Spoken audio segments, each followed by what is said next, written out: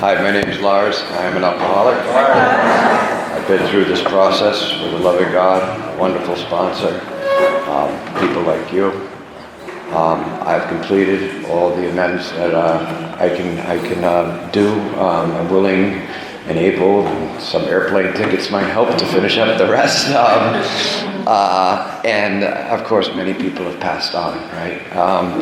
But my living amends are a really big thing because this is a way of life. And I had to change the person I brought in here. And I brought him in over and over and over again, unable to make the big change that we're going to talk about today. Qualify.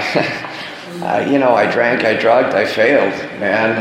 I'm a college-educated guy that ended up homeless on the streets of Worcester, you know what I mean? I lost every meaningful relationship in my life because of my alcoholism. Most jobs, one way or another, either directly or indirectly, or my own insane thinking, screw you, I'm out of here, you know what I mean? I've got better things to do. Like I had better things to do, right? Luckily or unluckily for you bunch, this chapter lends a lot for sharing a little bit of the personal story, so I'm not really going to go any other further. The only other thing I will say, because it happens, I grew up in England, so I could speak in an English accent just very easily, and when I get excited, I go into it. It's not, right, it just happens. I dream in English though. So, chapter 3, more about alcoholism, right? Real alcoholics. Real alcoholics, what does that mean? And just shoot down a little bit and it says, our type, right? Real. And let's go back a little bit. The idea that somehow he can control in his joys drinking is the great obsession of every abnormal drinker. So abnormal drinker, is that our type? Maybe, maybe not, right? Pitiful, incomprehensible demoralization. I think we're getting closer to our type here, right? Right? Self-deception. Our kind. Heaven knows we have tried hard enough and long enough to drink like other people. So, what is our type? We are the hopeless variety. Okay? I struggled with this disease, well, probably from the first drink I ever had, right? But I didn't know because I had a great time with it for a long time. I'm not one of those people that's just going to tell you this. I managed a liquor store in my 20s. If that's not a kid in a candy store, I don't know what is. You know what I mean?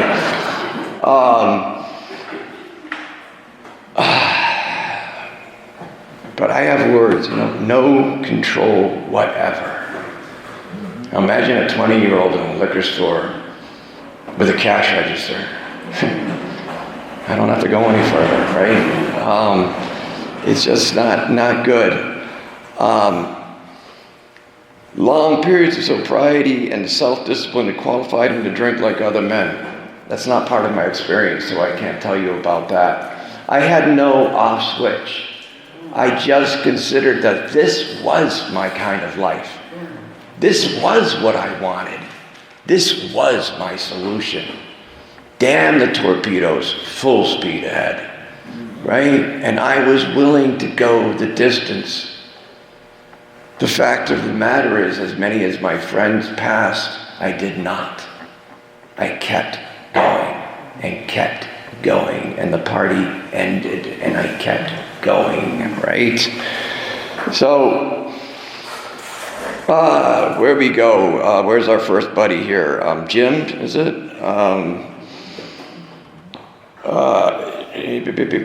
Sorry, I just got to regroup here a little bit. Man of 30 was doing a great deal of spree drinking. Very nervous in the morning and quieted himself with more liquor. In my drinking career, I truly believed I was such an exception to the norm of mankind that John Doe woke up and he felt a certain way. Lars woke up and he required 4 beers, a shot of whiskey, and maybe a little marijuana to feel equivalent to how John Doe felt when he woke up. So I wasn't trying to get a buzz. I was trying to feel like John did in the morning. I wanted to feel normal. But my normal wasn't your normal. And I was deemed crazy early on, and that was fine with me. Right? Hey, I've got a built-in excuse. I'm crazy, right? But any of you that have been in that realm, it's exciting and fun, especially when you're young. You know what I mean? It's like you're out there a little bit. People still say I'm a little crazy, but that's all right too, right? So, most of us have believed that if we remained sober for a long stretch, we could therefore have to drink normally. That was never it wasn't in my conscience, right? It just wasn't in my conscience. But if we are planning to stop drinking, there must be no reservation of any kind nor any lurking notion that someday we will be immune to alcohol. Reservation. Reservation is a tricky word because I had reservations I was unaware of. I went through a pretty horrible divorce. I've never really heard anyone say they went through a great divorce, but mine ended. That's how my homelessness started and all that. And I did the ad care. Yeah, and I did the Channing house. Yeah. And then I didn't have the money to go to the sober house because they wanted a lot. So I went into a rooming house. Yeah, I thought it was great, and I was going to meetings all the time. I wasn't doing this work. I was going to 12 and 12s and some meetings like this, sure, but it wasn't soaking in, right? I thought it was. I told you a great deal about what a great game I was running, how I'd been saved and everything. And then the day the divorce papers arrived, that was it. There was a reservation. And like the spoiled child that I am deep inside, he said, well, if I can't have my toy. And you know what the funny thing about alcoholic and our thinking is that we do exactly what people think we're going to do. Right? Look at me, I'm going to go hurt myself. And at first it's an effective tool. You can play it with your parents, your girlfriends, your boyfriends, whatever. But when you've gone to the distance I took people to, they're like, go. Right? And, we laugh. But when you've done that to your own mother, that's not nice. And some amends, man, like I can go to a graveside, and even if she was around, she had dementia at the end. She wasn't my mother anymore, you know what I mean? It's like some things pass, guys. Some things pass, but we live, right? It's funny, I've had my book for a little while, right? And so there's notes from different periods of time in my life. And under this thing, particularly true of women, I circled it and wrote sexist next to it, right? But I work in this industry now. Okay, I've come full circle. And women, your body chemistry is different. You process alcohol differently than men. And the addiction really can take place much quicker. It's an amazing, strange thing. And I've worked with a great deal of women in recovery. I ran a female unit for a while. And the guilt, shame, remorse, all that, especially with children piled on, makes recovery particularly difficult as well. So here we go. The big question is how to stop altogether, right? Desire to stop, power to choose. We had plenty of character. This is the baffling feature of alcoholism as we know it, this utter inability to leave it alone no matter how great the necessity or wish. If you understand that, you're sitting in the right room. You're sitting in the right room. Because how many times did I drink against my own will? Or that battle cry, one more, like it was going to do anything different. Just one more to settle my nerves. Because I'm 2 hours late to Christmas dinner. Settle my nerves. At what expense, right? So, what sort of thinking dominates an alcoholic who repeats time after time the desperate experimentation of the first drink?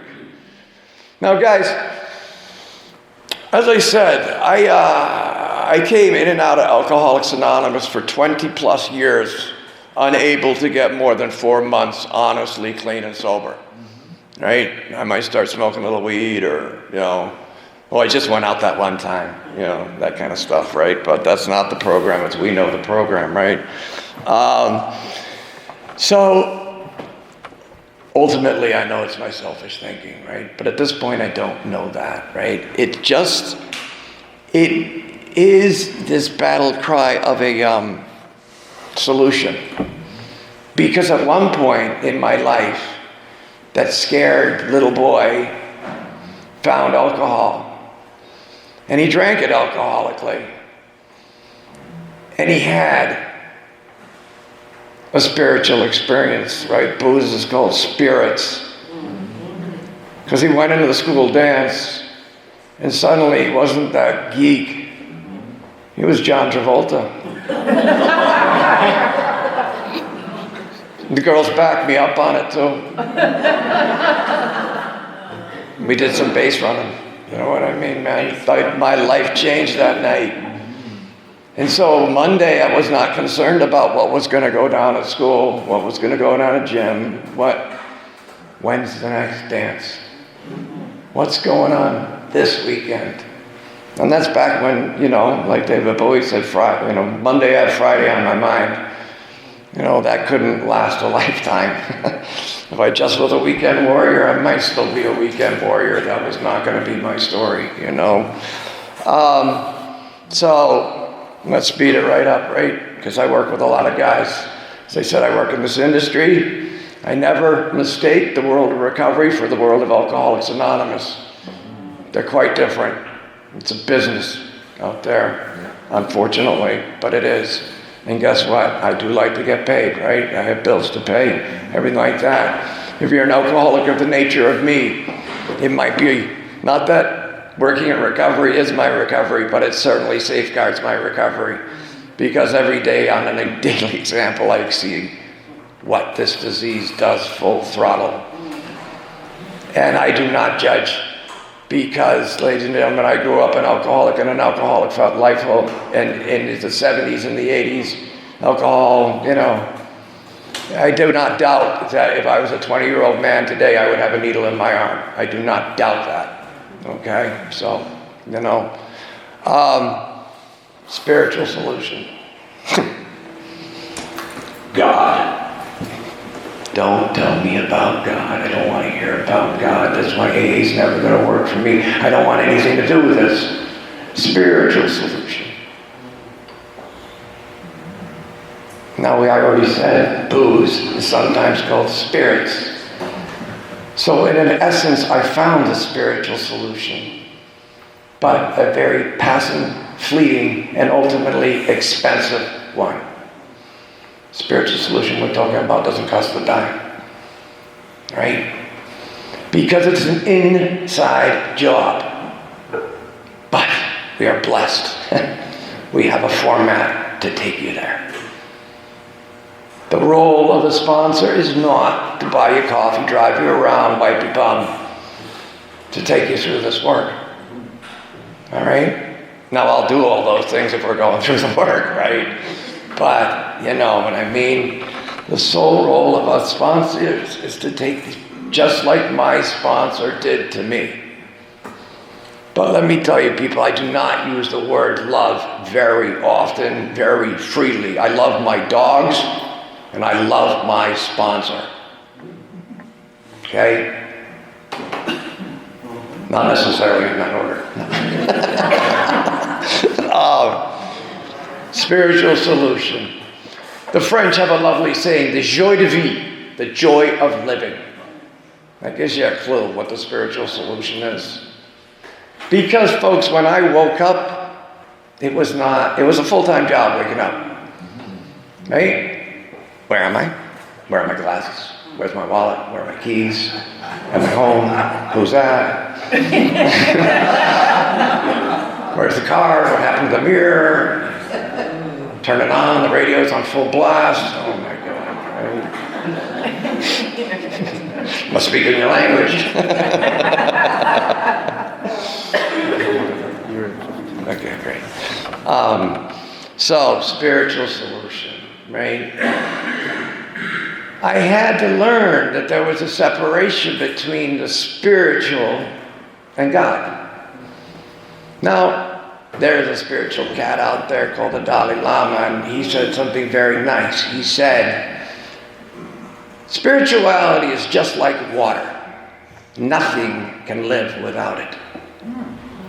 Religion is like coffee and tea. It's flavored water. Some people like tea, some people like coffee, people like sugar, some people like cream, but it's at least 90% spirituality. To me, religion is very much about where we came from and where we're going. The spirituality is about my moral conduct on the planet right now. And that, my friends, is what's important. Because when we say amends, I know I'm jumping ahead, it's not running out there and tell Aunt Susie I'm sorry for ripping her off for $50, right? It's living in such a way that never crosses my mind. And for a guy like me, if you had known me before, you'd have said, wow, the odds are pretty slim. Now, I am no great, I did not have some epiphany moment. My cirrhosis took me to the choice of life or death. In fact, it wasn't a choice. They told me I was going to die. Okay? Miracle department right here. Seriously. Boston Medical Journey, case number something. My liver function was under 20%. Last tested 4 or 5 years ago, it's over 92. Okay, not picking up, not drinking one day at a time, but if that was enough, I would have figured this out a long time ago. Spiritual solution, the joy de vie, the joy of living, evoking the Spirit, bringing back to life, or coming to life. The awakening. Okay? How did that happen to me? Through this work. Through this work. You can ask my friend here. We met in church when I was still teeter-tottering. It did not happen to me in church. I love church, don't get me wrong. This work evoked the Spirit and allowed me to see that I was not the center of the universe. Once that was established, doors were opened. And then later in this work, when I could see I had a role, even in those horrible, misfortunate things that happened to me, things really began to change. Things really began to change. Because, folks, this is not a one-day-a-week program, 1 hour a week program, fly-by-night talk good in front of your friends. It's when you go to bed at night. Where's your head? Where's your head? You know? And the freedom. Because, I'm not apt to go into a place that serves booze, but I can. Sometimes it's hard to avoid. You go to the 99 Applebee's, right? It's all right there. Now, those aren't the kind of establishments I would drink in unless there was absolutely no one else to drink, but you know what I mean? I like the places where they had no windows. What time is it? Same time every day. Right? But as it says in here right now, or whatever, if we have a purpose of being anywhere, we are free men. It's the 10-step promise. I can go anywhere, anytime, any place. Right? As long as I have purpose of being there. The spiritual awakening to me, by doing this work, has I was homeless, as I told you guys, right? I work in this field. I've had multiple jobs in this field. I'm a sponsor. I live out in Berlin now. I have dogs. I have cats. I have a beautiful wife. I have, but that stuff's the outside. I want to wake up today. I want to live. I'm full of joy. Sitting here, I am so grateful because, some of you might be real new. And when I was real new sitting out there, I could never imagine being up here. Or I could imagine it. But the transformation that you can go through inside 12-step AA is when people say life is second to none. That's what they're talking about. It's this and this joining in the union of love. Thank you, Lars.